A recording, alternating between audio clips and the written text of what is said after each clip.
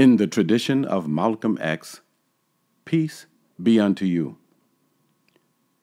Yvette Carnell is not giving you the whole story concerning Nancy Pelosi's statement about reparations for American descendants of slaves. Let's look at what followed the quotation that she put up on her show.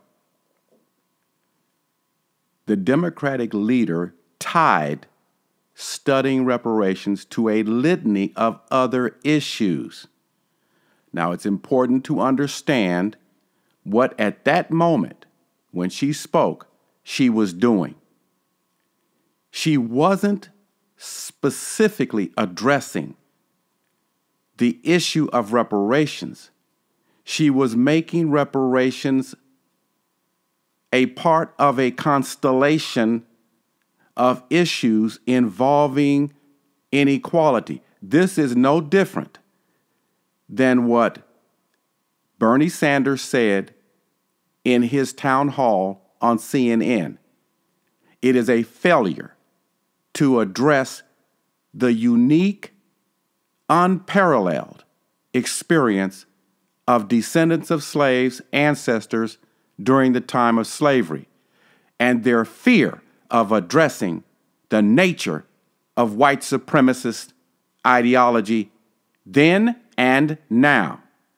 And what she said further is that she wants to not only study the reparations bill, but she wants to reduce the disparity in access to education in an affordable way in our country, reduce the health disparities in our country. So while we're studying how we deal with the reparations issue, note she didn't say advancing it so that it gets to committee, so that it gets to the floor of the House of Representatives. She is merely saying, we're going to look at it. We're going to study it. And while we're doing that, listen closely.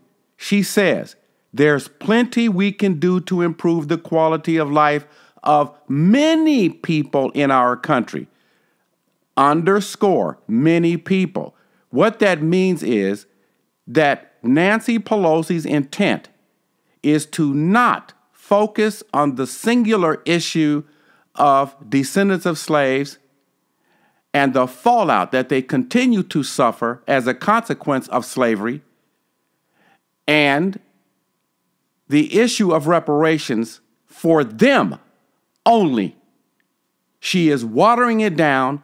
She is telling you what you want to hear, but also speaking to her larger audience to calm them down, to make them understand, hey, I'm really talking about poor white trash and all other Americans.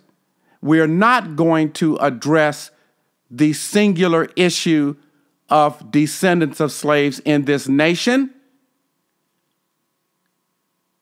And then you have to understand this. She's supporting Kamala Harris and Elizabeth Warren, two Democratic candidates who have expressed ambiguous statements concerning their thoughts on reparations. Ambiguous meaning that they are speaking to several groups with meta language. That is, they're saying two things in one statement. And what that also means is that they are not really going to push the issue of reparations for descendants of slaves as a unique issue, an issue that addresses the damage done to African Americans for centuries in this nation, exclusive of all other concerns about poverty in this nation. I told you before, They will tell you what you want to hear, to tickle you, to make you giggle. And Yvette Carnell, who read this article, she should have put the whole quotation of Nancy Pelosi on her show so that you could read it all. By being selective, she was being deceitful because she wants to tickle you too for her own purposes or the purposes of she and Antonio Moore. Now remember, my position is we are due reparations, but my position is also that you are asking people who are fundamentally part of a system that promotes injustice, not justice. And all of the history of our experience in this nation proves it categorically and absolutely. I am Dr. Stephen Nur Ahmed. Peace be unto you.